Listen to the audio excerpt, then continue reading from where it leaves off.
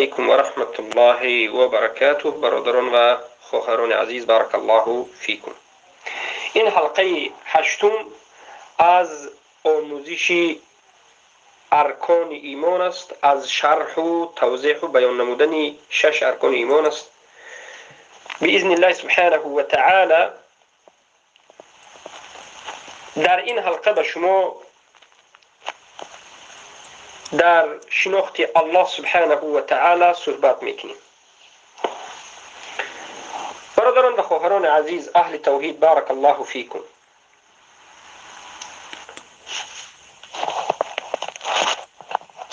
رکن اول ایمان آوردن به الله، رکن اول ایمان این ایمان آوردن به الله است. گفتم برای ایمان آوردن به الله 4 چیز باید وجود داشته باشد. ارکان ایمان به الله 4 چیز است. وقتی که به همین 4 چیز ایمان آوردی، ایمان به الله آوردی. ایمان به وجود الله، ایمان به ربوبیت الله، ایمان به الوهیت الله، ایمان به اسماء الله و صفاتش، و ایمان در حکم به حکم الله سبحانه و تعالی. اگر انسان خوب درک بکند و خوب فهم خوب داشته باشد، به همین الله را میشناسد به واسطه ربوبیتش، الوهیتش، اسما و صفاتش. اما البته شناخت الله سبحانه و تعالی توقیفی است. توقیفی در اساس قرآن و سنت است. ما الله را در اساس بعضی از خیال ها صفت نمیدهیم، در اساس بعضی از خیال و اجتهاد و اندیشه نام نمیدهیم، بلکه صفات هایی که به الله اثبات میکنیم، نام هایی که به الله اثبات میکنیم در شناخت الله سبحانه و تعالی، این همه در اساس قرآن و سنت است. معرفت اسماء الله و صفاته توقیفیه. شناخت الله سبحانه و تعالی اسماء و صفاتش، یعنی شناخت اسماء و صفات الله سبحانه و تعالی توقیفی است، یعنی در اساس قرآن و سنت است. پس ایمان به الله، اقرار و تصدیق کردن الله سبحانه و تعالی همان وقت کامل می شود که الله را بشناسی. الله سبحانه و تعالی را بشناسی که انا همین الله سبحانه و تعالی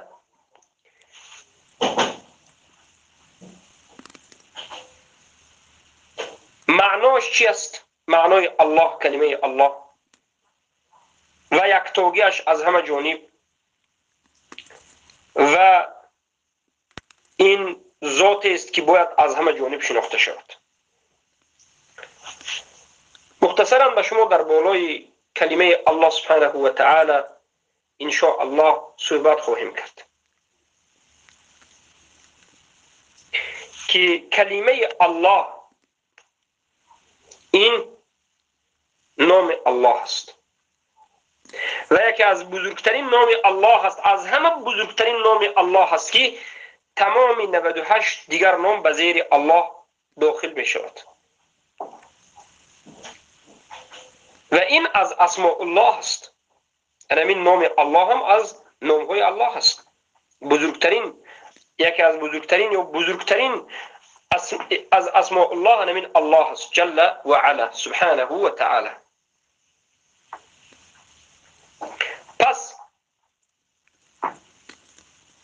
هر کسی که انا همین نام را آموخت، شناخت، فهمید، الله را از همه جانب شناخت، در حقیقت این چنگ زده است به کلید شناخت الله. کلید شناخت الله در الله است سبحانه و تعالی.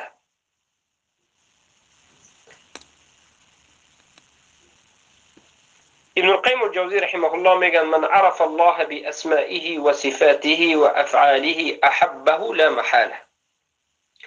هر کسی که الله را شناخت به نامهایش و صفتهایش و فعلهایش، ببینید نامها اسماء الله و صفات الله و صفتهایش و افعال الله و افعالهایش، الله نام دارد، صفت دارد و فعل ها دارد. الله را حتما دوست می دارد، حتما در قلبش محبت الله به وجود می آید. از این چی فهمیده می شود؟ از این فهمیده می شود که یک کسی بگوید که من به الله ایمان دارم اما نامهای الله را نشناخت، صفاتهاش را نشناخت، فعلهای الله را نشناخت و نفهمید، نه آموخت. محبت الله هرگز در قلبش به وجود نمیاد. خوف الله در قلبش به وجود نمیاد. بزرگ شماریدن الله، تعظیم الله سبحانه و تعالی در قلبش به وجود نمیاد. برای همین است که الله در قرآن گفت انما یخشى الله من عباده العلماء. همانا بدرستی که از الله میترسند همان بندگان الله که علما هستند. علمای ربانی، علمای حق، علمایی که عقیده صحیح دارند، علمشون قرآن و سنت و فهم سلف این امت است. این علما که الله را شناختند و توحید را آموختند از دیگر باقی مانده مردم دیده الله را زیادتر می ترسند. در قلبشان محبت الله نسبت به دیگران زیادتر است. بزرگ شماریدن الله نسبت به دیگران زیادتر است. برای چی؟ برای آنکه اینها اسماء الله را آموختند، فهمیدند، اقرار کردند، قبول کردند، تصدیق کردند، ایمان آوردند به زبان، به قلب، به عمل.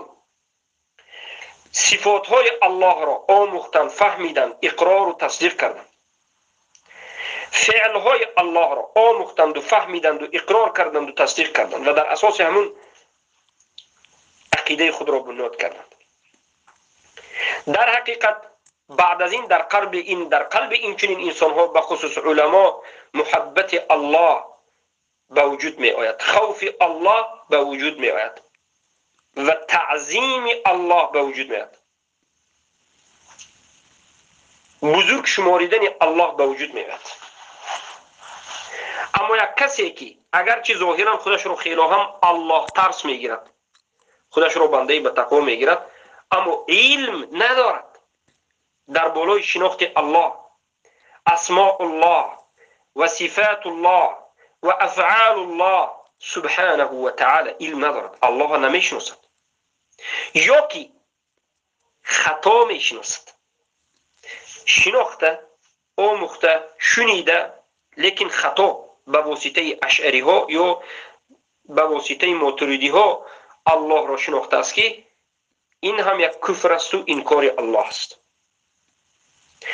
هرگز در قلب اهل شرک و زیغ، هرگز در قلب کسانی که جاهل هستند این چنین الله را نشناختند، نه اسم و صفاتش را، و هرگز در قلب اشعری و ماتریدی و جهمی هایی که معطله هستند یا مجسمه هستند محبت الله، خوف الله، تعظیم الله سبحانه و تعالی وجود ندارد.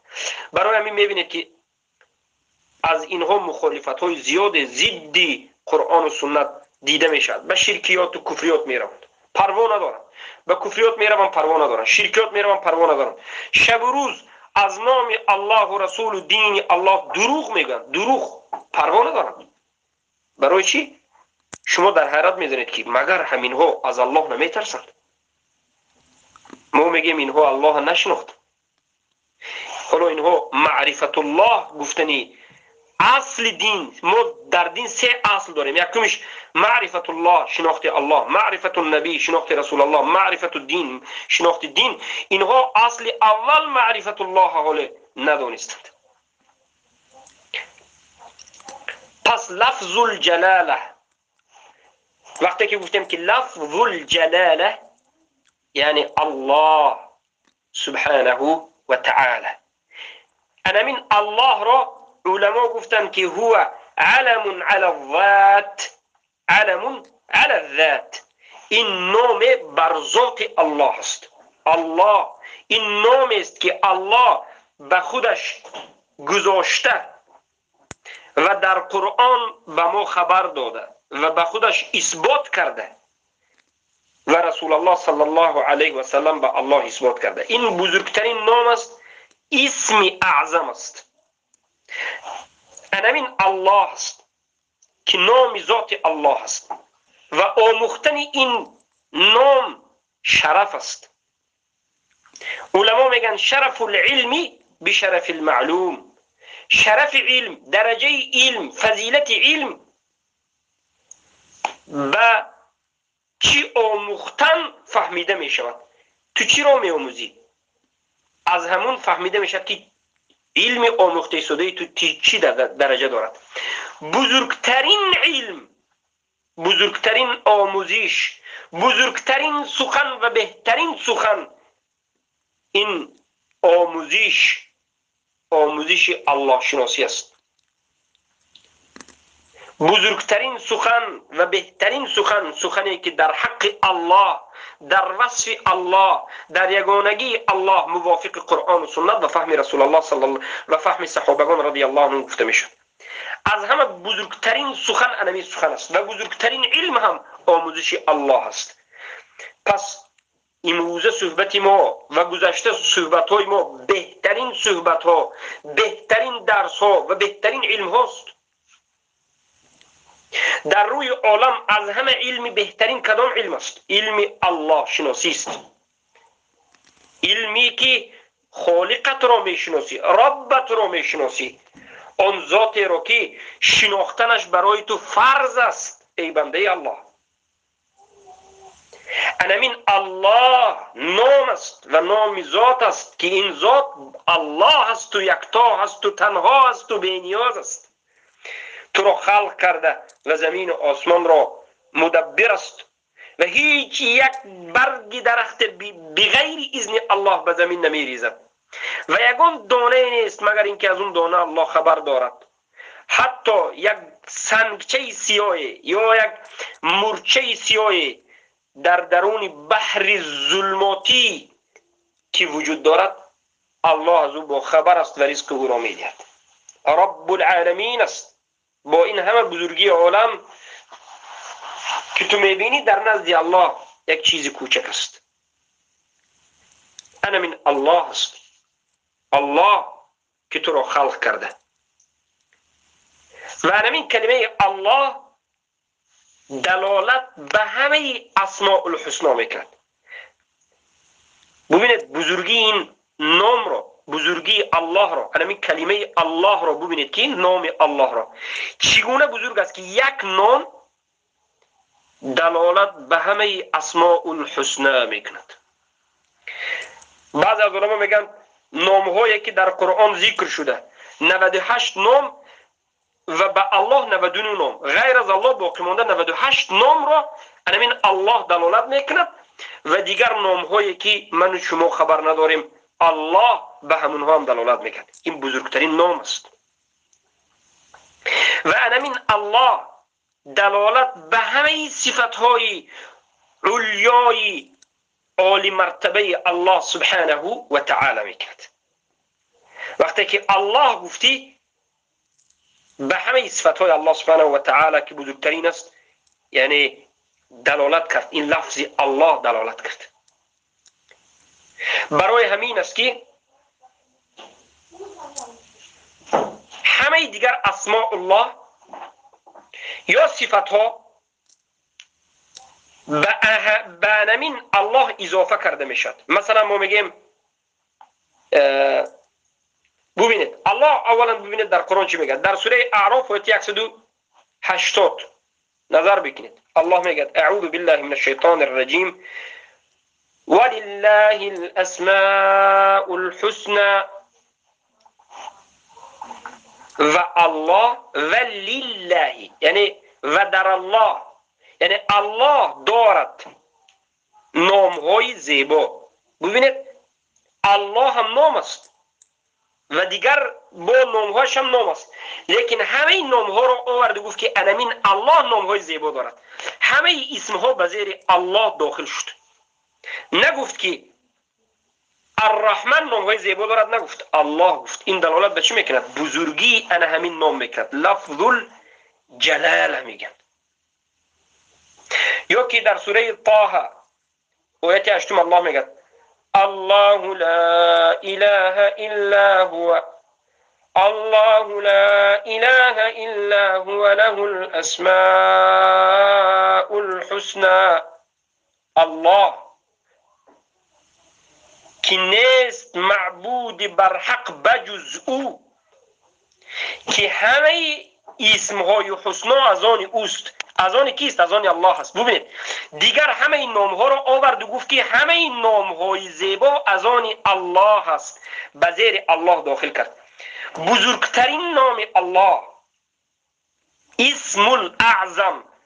ما اسم الاعظم گفتنی نام داریم. از درون نام های الله بعضی از نام های است که بزرگترین است و از همه بزرگترینش الله هست.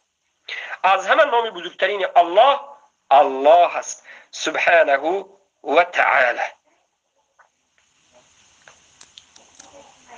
مثلا میگیم که الرحمن، الرحیم، القدیر، العلیم. بگوید چند نام دیگر رو. همه اینها میگیم چی میگیم؟ اسماء الله هست. اسماء الله هست. و نمیگیم که الله از اسماء الرحمن است یا الله از اسماء العلیم است، نمیگیم، بلکه برعکس میگیم. این بار دیگر به من شما دلالت میکند که بزرگترین نام برای معبود حق الله است سبحانه و تعالی. پس انا همین کلمه الله که بزرگترین نام الله است چی معنی دارد؟ وقتی که ما میگیم که چی معنی دارد، بعضی ها یک باره به زبان مادریشون میخوان بفهمند، زبانی عجم که غیر عرب است، و بالاخره این رو میبرند کلمه الله که ببینید تمامی نام های الله، صفات های الله به این باز میگردد، میبرند و همین کلمه بزرگ را ترجمه میکنند از پیش خود بغیر ما انزل الله و میگن که خدا به یک کلمه خدا که این کلمه خدا از اسماء الله نیست. در 99 نام الله نگفت که من خدا هستم. خدا گفتن این نام نیست. بله این ترجمه برای یک کسی که نو مسلمان شد اصلا از کلمه الله بیخبر است، کلمه الله را ترجمه کردنش را علما اجازه دادند، به مانند ابن تیمیه و غیر از علما، که برای اولین بار به یک آدمی که نو مسلمان شد و عرب نیست و عجم است این را ترجمه کرده فهمانیدن درست است. اما معنای این سخن این نیست که شما بر نام الله را فراموش کنید، بر عوض نام الله خدا را بیارید، تمام کلمه الله فراموش شد. همین است مشکلی بسیاری مردم امروزه تاجیکستان. ببینید کلمه الله را فراموش کرد، الله به جاش فقط خدا میگن. کجا شد؟ بزرگترین نام الله کجا شد؟ این هم یک خیر بزرگی را از دست دادن است. خیر بزرگی را از دست دادید. برای چی؟ برای که الله دوست ندارد کسانی را که به الله نامگذاری میکند، نامی را که الله سبحانه و تعالی نگفته است. و الله دوست ندارد که نام الله یک طرف گذارید، حجر کنید و به جایش خدا بیارید. الله اجازه نداده است. اگر اجازه داده باشد دلیل ها را بیارید که در کجا اجازه داد. همین نام الله سبحانه و تعالی مشتق است. البته در بالای نام الله علما اختلاف کردند که آیا همین نام الله مشتق است یا جامد است. کلمه مشتق آیا همین الله از یک دیگر کلمه گرفته شده است یا که کلمه الله جامد است؟ همین الله بود همین تمام یک الله، یعنی فقط همین الله، از اول همین کلمه الله، از دیگر کلمه پیدا نشد. علما اختلاف کردند که کلمه الله مشتق است یا جامد است.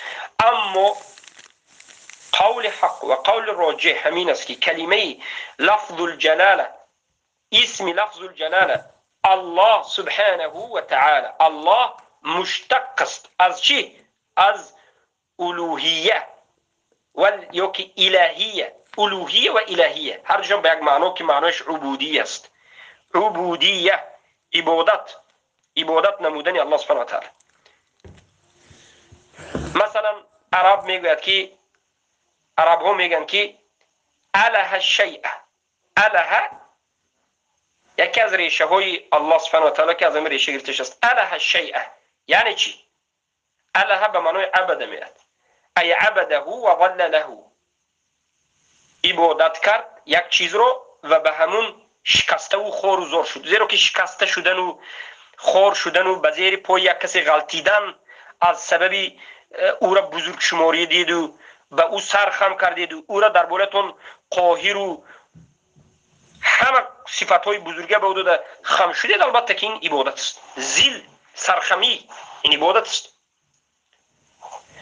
اصل کلمه الله سبحانه و تعالی چخیلی که الکاسائی و الفراء میگوید از الاله گرفته شده است. همین الله از کلمه چی گرفته شده است؟ اسم الله، اسم الاعظم الله. الله از کلمه اله الاله گرفته شده است. بله ما گفتیم که قسمی از علما اینا قبول ندارن، لیکن قول راجح همین است. همه علمای اهل سنت بزرگان رد میزنند کسانی که الله را جامد گفتند، یعنی فقط تمام از هیچ چیز گرفته نشده گفتند، بلکه این گرفته شده است. الاله، الله از کلمه الاله گرفته شد. یعنی چی؟ معنای چی؟ اله معنای چی است؟ معبود. معبود، اله یک ذاتی که عبادت کرده می شود. و ما به شما در حلقه گذشته بیان کردیم آیت رو که الله سبحانه و تعالی ذکر کرد که الله این اله حق است. والذین تدعون من دونه، و آن چیزهایی که غیر الله عبادت میکنید و اینها اله های باطل است. یعنی اله وقتی که گفتید معناش اینه که همین حق است. الله از اله گرفته شد. الله نام ذات یگانه الله است. الله حق است که شک نیست، کسی که شک کرد کافر است.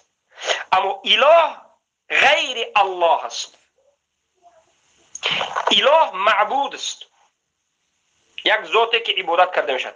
اله حق است و اله باطل است. اله حق این الله است و اله باطل این همه چیزهایی که غیر الله عبادت کرده میشد.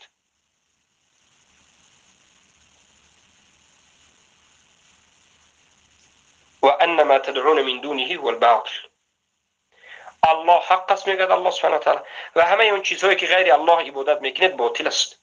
برای همین در خبری حرف لا وقتی که میگید باید یک اسم و یک خبر داشته باشد. لا اله الحق گفته شد.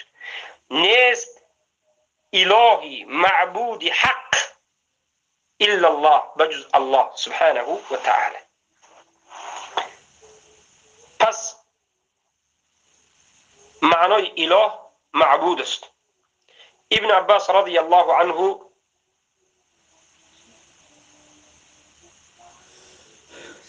یک آیت رو قرائت کردن که و یذرک و آلهتک، یعنی و یذرک و آلهتک و عبادتک. آلهتک یا آلهتک، اله به معنای عبادت گفتند. ای عبادتک، تو را ترک کرد و عبادتت رو ترک کرد. آیت رو همچنین قرائت کردند. از ابن عباس رضی الله عنه صحابه جلیل مفسر قرآن ثابت شد که اله را عبادت یعنی معبود گفتند. اله را معبود گفتند و الیه را چی گفتند؟ عبده. بارک الله فیکم.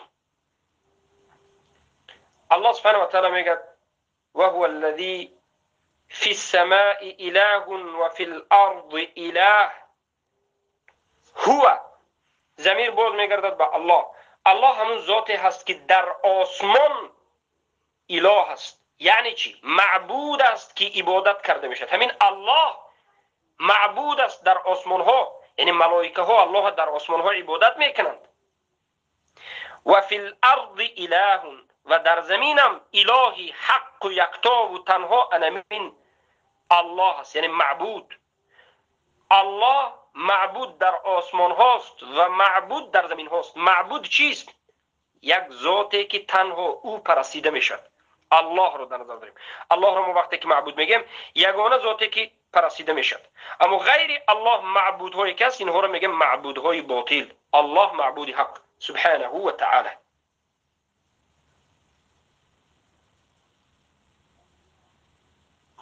پس الله گرفته شده است از الیه، یعله، معلوه، عبد، یعبد، معبود. و انا همین الله نام است که دلالت به توحید الوهیت میکند. انا من نام الله، انا من لفظ الجلاله، الله رد به همه مشرکین است، رد به همه قبوری ها است، به همه کسی که شرک میکند. انا همین یک نام لفظ الجلاله، اسم اعظم الله بس است. الله یعنی معبودی برحق، معبودی که همراهش هیچ چیز نباید عبادت کرده شود و هر چیزی که غیر این الله معبود است باطل است و عبادت است کفر است و عبادتش کفر است و شرک است و کفر به الله است. اگر معنای الله را، حقیقتش را امروزه مشرکین میفهمیدند، هرگز به شرک چنگ نمیزدند، زیرا که الله معنایش یک معبود یگانه حق است که غیر او را عبادت کردن کفر اکبر و شرک اکبر. یعنی این الله لفظ الجلاله را یک نام ساده و عادی و بی‌معنا حس نکنید. مصیبت نمین است که مردم زیادی در بالای نام الله سبحانه و تعالی معامله بی‌ادبانه میکنند. بی‌ادبترین مردم کسی هست که در بالای نام الله بی‌ادبی کرد. به او باید رد زده شود و انکار کرده شود و نصیحت کرده شود. برادران، اشعری ها بی‌ادبند یا نیستند؟ بی‌ادبترین بنده های الله هستند. ماتریدی ها بی‌ادبند یا نیستند؟ بی‌ادبترین بنده های الله هستند. هر کسی که معطله جهمی هست بی‌ادب است، در حق الله بی‌ادبی میکند. و هر کسی که مجسمه هست تو الله سبحان الله قدرش و عظمتش را نشناخته و به مردم تشبیه میکند بی‌ادب است. علمایی که امروز در تاجیکستان است، اهل سنت را، ما را، کسانی که صفتهای الله را چگونه که الله و رسولش خواسته است اثبات میکنه، میگن که اینها این میکنند آن میکنند، بی‌ادبی کردند. یا وقتی که ما رد میزنیم به این علمای اشعری، شما هم میگید که اینها کلان سالند، اینها اینقدر خدمت کردند، در حقش بی‌ادبی نکنید. همین صحبت ها را میکنید به ما یا نه؟ وقتی که ما رد زدیم بسیاری شما این صحبت اگر نگفته باشید هم، لیکن در قلبتون همچنین چیزا در بسیاری مسلمان ها است. لیکن شما یک کمبودی دارید، شما نفهمیدید که حق الله باز بزرگتر است، باز احترام الله باز سختتر است. شما نفهمیدید. اگر شما عظمت الله را، ایمان آوردن به الله چگونه شدنش را میفهمیدید، هرگز نباید این سخن را میگفتید. برای چی ما به اینها رد زدیم یا جواب گفتیم؟ به خاطر اینکه این به نام علما در حق الله شب و روز بی‌ادبی میکنند، الله تحقیر میکنند، الله انکار میکنند، اما به یک روش و عباره هایی که حیله‌گرانه و فریبکارانه و کلامی فلسفی که شما بیخبرید. از نام الله بر ضد الله صحبت میکنند، از نام الله رد میکنند. اعوذ بالله، این کفر شنیع، کفر خباثت است.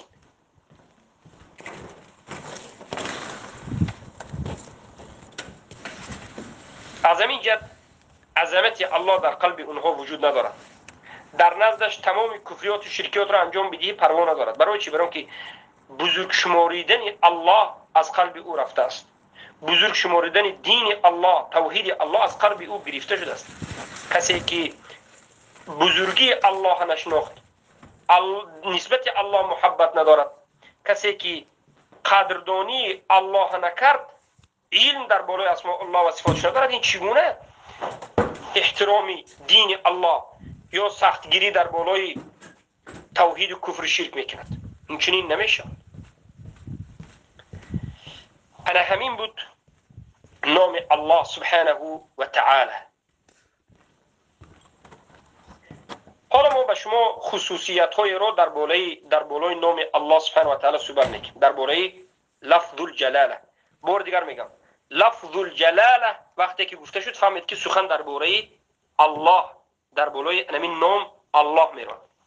ما خصوصیت های لفظ الجلاله رو به شما یک چند تاش رو ذکر میکنیم. اولا این یک علمی هست، یک نامی هست که الله مختص است به انا همین الله، یگانه خودش انا همین نام داره. هیچ کسی از اول دنیا تا آخر دنیا این نام به خودش نگرفت و نمیتواند که بگیرد. هیچ کسی نامگذاری به نام الله هرگز نشده است، نه حقیقتا یا نه مجازا. به معنای مجازی هم که معناش رو دیگر کرده کلمه الله به یک کسی نام گذاشته باشد، این چنین چیز وجود نداشته است. همه اون جبارهایی که فرعونهایی که داد و فریاد میزد که میگفت انا ربکم الاعلى، من رب بزرگ شما هستم، میگفت خودش الله گفته نمیتونست. هیچ کسی جرأت به نامگذاری الله نکرده است و این یکی از خصوصیت های نام الله است. این دلالت به بزرگی نام الله میکرد. هیچ کسی نمیتواند این نام به خودش بگیرد. هیچ کس قلبش تحمل این گرفتن این نام ندارد، هر کسی نباشد. الله اکبر. و مسئله دوم، خصوصیت دومی این نام لفظ الجلاله همین است که هیچ کس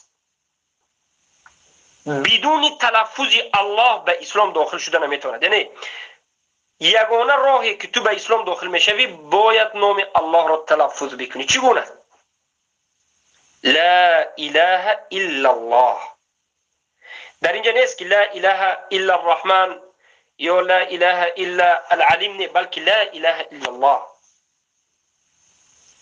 بله البته اختلاف در بین علما هست که یک نفر مسلمان شدنی بود، یک نفر میخواد که مسلمان شود، یک یهود، نصارا، مجوس، بیدین، مرتد میخواد که مسلمان شود، لا اله الا الله نگفت و لا اله الا الرحمن گفت، یا لا اله الا العلیم گفت، یا اله الا القدوس الملك، لا اله الا القدوس گفت. مثلا آیا مسلمان میشود یا نمیشود؟ در بالای این علما اختلاف کردند، اما جمهور سلف صالح، علمای جمهور وقتی گفتیم اکثر علمای سلف صالح بر این هستند که هر کسی که لا اله الا الله نگفت، کلمه الله نگفت، به جایش دیگر نام، این مسلمانش قبول نمیشد، مسلمان نیست گفت. این باید الا الله بگوید. البته از مذهب ابو حنیفه روایت است و بعضی از دیگر روایت ها که گفتند اگر غیر از الله هم دیگر نام را بگیرد این مسلمان میشود. لیکن قول راجح همین است، والله اعلم، جمهور سلف صالح که باید لا اله الا الله بگوید. سلف صالح گفتند که کسی که الا الله نگوید، نام الله به جای الله دیگر نام الله بیارد، لم یصح اسلامه، گفتند اسلامش صحیح نمیشود. این هم دلالت به خصوصیت نام الله میکند که تو به اسلام داخل شدن میخواهی، حتما باید نام این لفظ الجلاله رو به زبانت بگیری. یگان نمازی کسی نمازخوانها از مسلمانها و مؤمنین قبول نمیشد مگرم با تلفظ نام الله. اولین داخل شدن به نماز چی است؟ الله اکبر. سوال به میان میاد، اگر تو در اول نماز روی الرحمن اکبر بگویی آیا نمازت صحیح هست یا نیست؟ یعنی بجای نام الله، بجای نام اللفظ الجلاله الله تو آوردی الرحمن مثلا یا دیگر نام، العلیم اکبر گفتی، یعنی اینم نام الله است. نمازت آیا صحیح است یا نیست؟ به اتفاق مذاهب علما میگن که نمازش صحیح نیست، باید الله اکبر بگید. این توقیفی است، تکبیرت التحریم است. تکبیرت التحریم رکن نماز است. زبان داری نگفتی نمازت صحیح نیست. اینم خصوصیت نام الله است. اینم دلالت به بزرگی نام الله سبحانه و تعالی میکنه.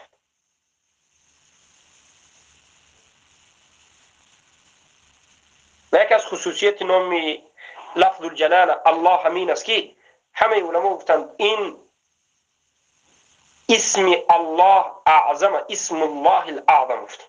همین الله نام الله است که بزرگترین نام الله است که وقتی که الله گفته و بعد از این دعا کرده دعای شما قبول میشه. الذی همون نامی که اگر ای الله گفتید و بعد از این طلب کردید به من توفیق عبادت رو نصیب بکن، ای الله به من توفیق عبادت بده، ای الله به من علم بده، ای الله مرا ثابت قدم نگه بدار، ای الله مرا از فتنه نگه بدار. این بهترین نمود دعا است. بارک الله فیکم. بارک الله فیکم.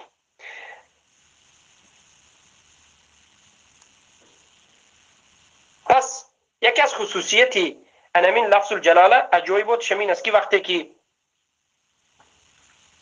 ندا میکنید الف و لام از این سقوط نمیکند.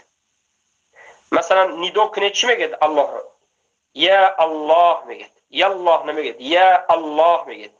اما دیگر نام ها را اگر ندا کنید چی میگید؟ یا الرحمن نه یا الرحمن گفتن درست است.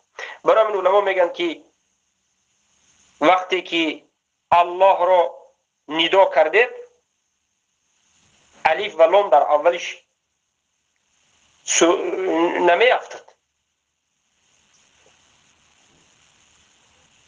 بارک الله فیکم. پس بسیاری ذکرهایی که از ذکرهای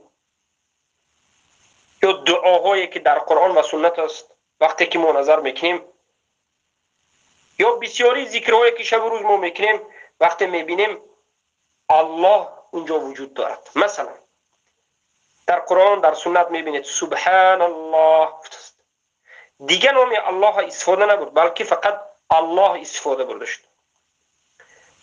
یا که الحمد لله رب العالمین، الحمد لله آیت اول قرآن الحمد لله گفت و بعد از این الرحمن الرحیم رو اضافه کرد.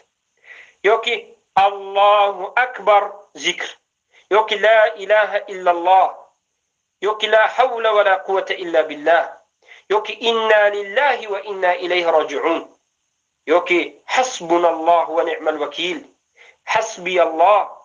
همه این ذکرها به لفظ الجلاله گفته شده است، الله سبحانه و تعالی. لفظ الجلاله الله بزرگترین نام الله که در قرآن بسیار وارد شده است. چند مرتبه علما میگن زیادتر از 2000 مرتبه در قرآن نام الله ذکر شده است.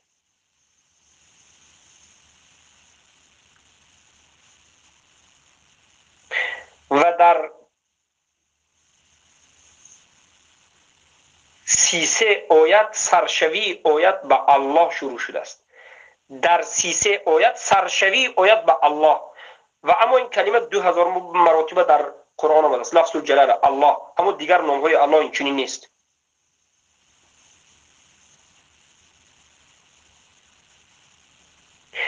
انا همین یکی از فایده های آموزش نام الله چی است؟ لفظ الجلاله وقتی که میگید الله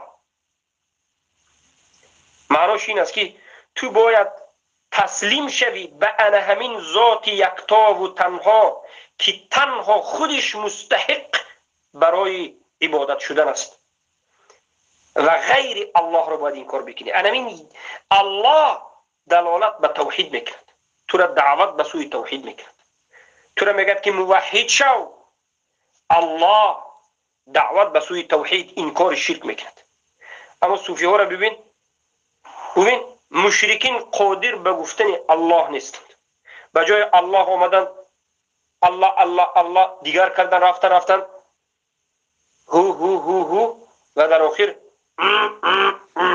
تمام کجا شد الله؟ آیا جای الله را میگیرد؟ هو جای الله را میگیرد؟ هرگز نمیگیرد. تو باید بگویی الله سبحانه و تعالی. و همین کلمه الله که معناش دلالت میکنه، از تو طلب میکنه، تقاضا میکنه که تسلیم شو به معبود بر حق یگانه که مستحق برای عبادت است و غیر الله را انکار بکنه. همین معنای الله است. الله این کلمه یک بگیم لفظ الجلاله الله تحقیق توحید است که همه رسولان به همین آمده است. توحید عبودیه و توحید الوهیت رو به شما میفرماد. همه پیامبران قومشون چی میگفتند؟ یا قوم اعبدوا الله ما لكم من اله غیره. ای قوم من عبادت کنید یگانه تنها الله را بجز الله. ما لكم من اله غیره، برای شما معبود دیگری نیست. یگانه معبودی شما الله است که باید عبادت بکنید. معاذ بن جبل رضی الله عنه میگد که كنت ردف النبي صلى الله عليه وسلم على حمار يقال له عفير فقال يا معاذ هل تدري ما حق الله على العباد وما حق العباد على الله؟ قلت الله ورسوله أعلم.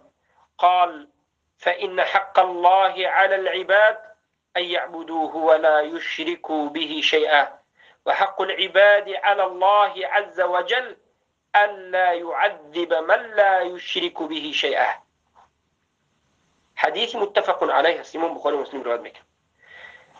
معاذ بن جبل میگن که من در عقب رسول الله، یعنی همصفی هم نشست رسول الله در خر بودم. در خر پیامبر صلی الله علیه و سلم رو ببینید که چگونه انسان متواضع خاکسار بودند که در بالای خر میرفتند و معاذ هم که کمی خردسال‌تر بودند همراه رسول الله در خر نشسته بودند. در یک خر 2 نفر. و نام این خر رسول الله هم عفیر بود. رسول الله به معاذ گفتند که ای معاذ، آیا تو میدانی که حق الله بر بالای بنده ها چیست و حق بنده ها به بالای الله چیست؟ پس الله به بنده ها حق دارد که من شما باید به جا بیاوریم. حق الله باید به جا بیاوریم و ما هم حق به الله داریم که الله حق ما را به جا می آورد. حق الله ببین که چی است. معاذ گفتند که الله و رسوله اعلم. الله و رسولش میداند، یعنی من نمیدانم اینجا. رسول الله گفتند که فإن حق الله على العباد، حق الله بر بالای بنده ها همین است که یعبدوه ولا یشرکوا به شیئا، یگانه الله عبادت بکنند و چیزی را به الله شریک قرار ندهند. همین 2 حق الله است که به من تو فرض عین است که انجامش بدهیم.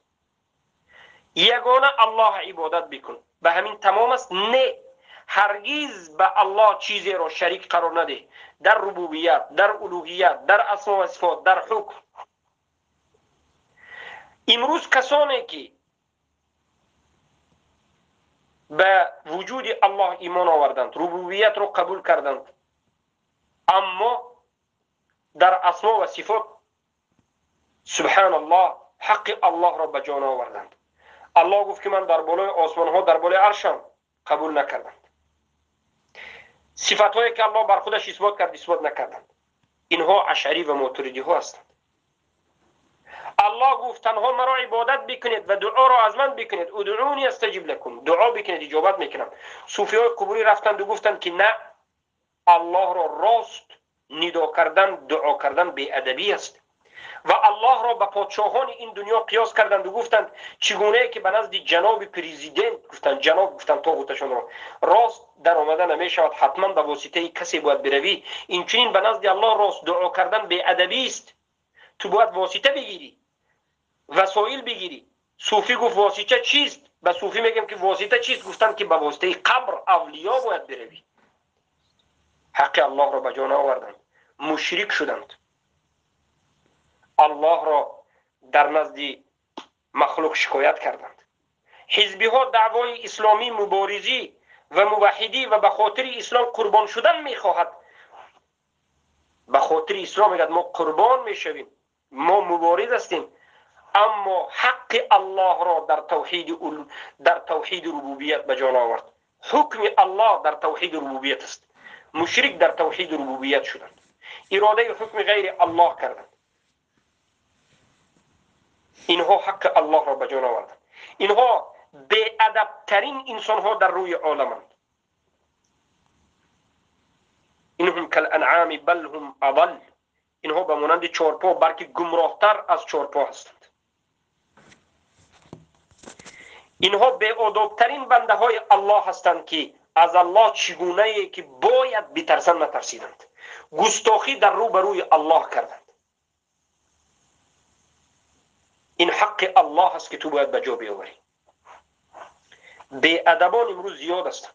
الان این علمایی که در تاجیکستان دارید، این علمای شما همه بی ادبترین مخلوقان هستند که این مخلوقها، این چهارپاهای بی ادب حق الله را انکار کردند. توحید ربوبیت را هم ندارند، الوهیت را هم ندارند، اسما و صفات را بالکل انکار کردند و توحید حکمیت را اصلا خبر ندارند و انکار میکنند. اینها بی ادبند. اینها تحریف کنندگان و دشمنان الله و رسولند.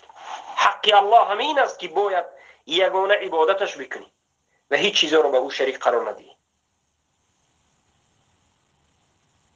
ان يعبدوه ولا يشركوا به شيئا وحق العباد على الله عز وجل الا يعذب من لا يشرك به شيئا. و تو هم درباره الله در نزد الله حق داری. در نزد الله حق داری. اگر تو با الله هیچ چیزی را شریک قرار ندهی، موحد باشی، حق تو امین است که الله تو را عذاب ندهد. الا يعذب، این که الله عذاب نمیدهد، من لا یشرک به شیئا، کسی را که به او چیزی را شریک قرار نده است. یعنی هر کسی که موحد است و به الله هیچ چیزی را شریک قرار نداده است، یک تا پرست است، حق یعنی بنده است که الله را عذاب ندهد و الله وعده داد که حق تو است، عذاب نمیدهد. الله اکبر. این بود الله سبحانه و تعالی و حقوق الله و آداب در حق الله سبحانه و تعالی. با همین این بگیم حلقه رو به پایان میرسونیم و در حلقه آینده به شما بیان میکنیم که الله را فقط با این که من ایمان آوردم بگویی مسئله به پایان نمیرسد. تو باید نامهای الله بدانی، صفاتهاش بدانی، انکار نکنی، کفر نورزی. انکار صفاتهای الله که در قرآن ثابت شده است، این کفر است، این شرک است. چقدر انسان هستند که حافظ قرآن هستند، حج می روند، عمره می روند، صدقه می دهند، اما بزرگترین صفت الله که این اثبات علو ذات الله است، اثبات نمودنی در بالا بودنی ذات خود الله، حقیقتا قبول ندارد. این کافر است، بی ادب ترین انسان است، احمق جاهل ترین انسان است. این الله اولی نشناخت. الله فقط ایمان آوردن به الله گفتن کار تمام نمیشه. تو الله باید بشناسی. انا همچنین امروز کمی از معلومات درباره اسم الله پیدا کردی. وقتی که الله به اسما و صفاتش شناختی، بعد از این محبت الله در قلب تو، یگانگی الله در قلب تو، صدق بر الله در قلب تو جوش میزند و بعد از این تعظیم الله، بزرگی الله در قلب تو به وجود میاد. امروز شکایت ها زیاد است که برادر در نمازم مشکلی است، برادر در عبادتم مشکلی است، برادر قلبم این است آن است. تو الله را بشناس. شفای قلب تو شناخت الله است، آموزش الله است. الله را که شناختی، فهمیدی تو چگونه به این الله گناه میکنی، چگونه به این الله بزرگ عظیم نافرمان روایی میکنی، چگونه مخالفت او دیده و دانسته پیش میروی. بعد از این که الله را شناختی، به نامهایش و صفاتهایش، در قلب تو محبت الله و بزرگ شماریدن الله به وجود میآید و غیر این صورت هرگز وجود نمیاد. این است منهج قرآن و سنت به فهم سلفین اومد. سبحانك اللهم بحمدك اشهد ان لا اله الا انت استغفرك و اتوب الیک. باقی مونده مسئله در حلقه اون ان شاء الله ذکر کرده میشه.